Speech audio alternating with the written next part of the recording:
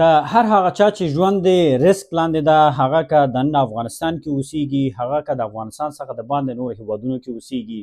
هغه که پاکستان کې ده، که په ایران کې ده، که په تاجکستان کې ده، که په ترکیې کې ده، په دغه هیوادونو کې اوسیږئ یا مخکې تاسې په جمهوریت کې دننه تاسې په افغانستان کې کار کړی ده، خو اوس مهال تاسې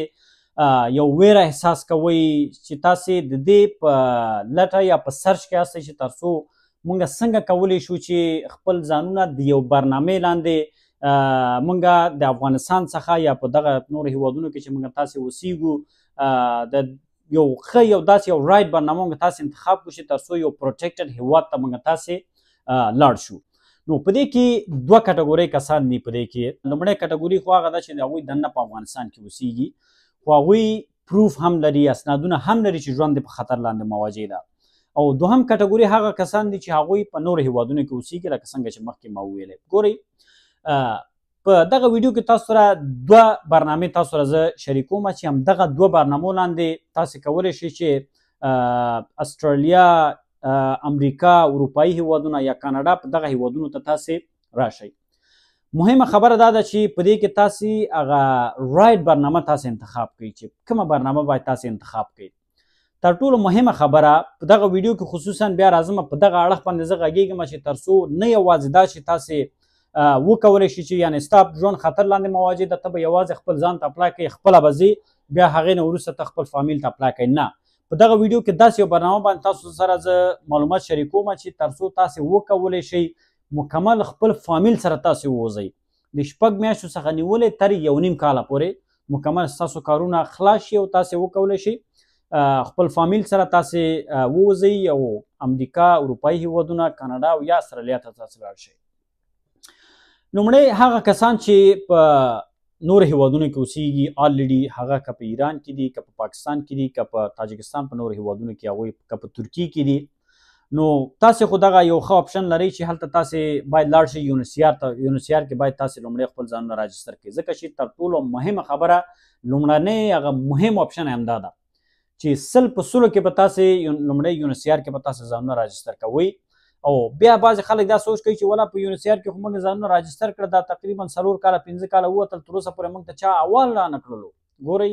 یونیسیار کې یوازې دا خبره نه ده چې تاسې لاړ شئ او یونیسیار کې خپل ډاکومنټ تاسې جمع کوئ او بس یونیسیار به هر څه پروسس کوي، نو خبره ختمه. خو په دغه ویډیو کې زه راځم یوازې دا چې تاسې به خپل ځانونه په یونیسیار کې راجستر کوئ، خو د بلې برنامې لاندې به تاسې وځئ، د نورو هیوادونو ته به تاسې ځئ.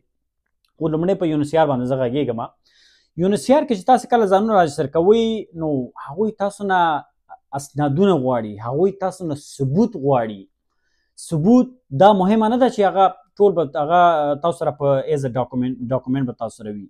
ثبوت که په ډاکومنټ ډول وي، ثبوت که په وایس نوټ وي، ثبوت که چیټ وي، ثبوت که ویډیو وي،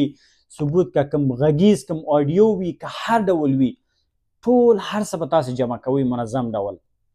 او کوم کیس چې تاسې لرئ هغه کیس به هم منظم ډول تاسې هغه جمع بندي کوئ. بیا هغې نه وروسته ځکه چې یونیسیار ته تاسې ځئ چې کله تاسې ځانونه هلته راجستر کړه، بیا هغې نه وروسته هلته به تاسې څو وارې به تاسې ځئ، هغوی تاسو نه انټرویو اخلي. په انټرویو کې به منظم ډول هلته تاسې ځوابونه ورکوئ، هغه اسنادونه پروف به تاسې هر ډول منظم ډول ورکوئ چې څومره تاسې پروف تاسو سره ډېر زیات وي، تاسو سره ثبوت ډېر زیات وي، اسنادونه او دغه شیان تاسو سره زیات وي، نو هغومره ستاسو کار چې دا کم وخت نیسي او تاسې به دغه هیوادونو ته ژر تر ژره تاسې انتقالیږئ. نو هغه کسان چې دننه په افغانستان کې دي هغوی هم باید دغسې یو دریم هیواد ته لاړ شي، ورته په یونیسیار کې ځانونه راجستر کړي. خو راځم او دا خبرې ته چې تاسې څنګه کولی شئ چې په یونیسیار کې چې تاسې رجسټریشن ولرئ او په بلې برنامې لاندې تاسې ځانونه وباسئ. بله برنامه دا ده چې اوس مهال استرالیا چې کوم بشردوستانه ویزه ده، تاسو ته معلومه ده چې بشردوستانه ویزې خو هر یو هیواد وړاندې کوي، نه یوازې استرالیا، کاناډا بشردوستانه ویزه لري، اروپایي هیوادونه یې لري، امریکا او استرالیا یې هم لري. خو استرالیا اوس مهال هغوی په خپل اپډیټس کې دغه یادونه کړې ده چې یوازې هغه کسان کولی شي کوم کسان چې یونیسیار سره ثبت او راجستر وي،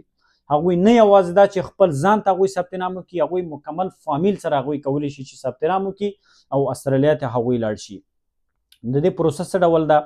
پروسه دا ده چې دغه کوم ثبوتونه چې ما تاسو ته وویل لومړی به دغه ټول ثبوتونه به تاسو یو ځای کوئ. د کوم کیس چې تاسو لرئ مختصر ډول دغه کیس به هم تاسو جوړوئ. نو دا کیس به ډېر پړپړد نه جوړوئ تاسو چې کوم 20 ورقه به تاسو یوازې کیس وي، نه، دا مختصر ډول کیس او ټول د هغې ډاکومنټس او پروف هر څه به تاسو یو ځای کوئ. بیا هغې چې کوم فورم دغه آنلاین تاسو کولی شئ د ګوګل څخه تاسو راواخلئ، نو هغه به ډاونلوډ کړئ او منظم ډول هغه فورم چې کوم یو دغه ډېر اوږد فورم دی هغه به منظم ډول به تاسې ډکوئ. نه یوازې دا چې تاسې ووایئ چې ولا ما خو ډک کړی او تر اوسه پورې ځواب رانغی، نو خبره دا چې تاسو سم ډول اپلای نه ده کړی، سم ډول هغه فورم تا نه ده ډک کړی، سم ډول ثبوتونه تا ورته نه دي وړاندې کړي. فورم چې ډک بیا هغې نه وروسته ټول هغه اسنادونه هر څه پروف به تاسو یو ځای کوئ او د استرالیا سفارت کوم چې په جوردن کې ده دا به تاسې همغه استرالیا سفارت چې کوم جوردن کې ده هلته به تاسې مایل کوئ. دا کوم آنلاین ډول اپلای نه کړي، دا چې کله ټول یو ځای کړه هلته مایل کړه دغه چې کوم د بشردوستانه ویزې د پروسه هغه ټول په جوردن کې ترسره کیږي. نو هلته به تاسې لګي هغوی به ټول دا ګوري د 6 میاشتو څخه نیولې تر 1.5 کالو کې دننه به ستاسو ټول کارونه به ترسره کیږي او تاسې به ځئ استرالیا.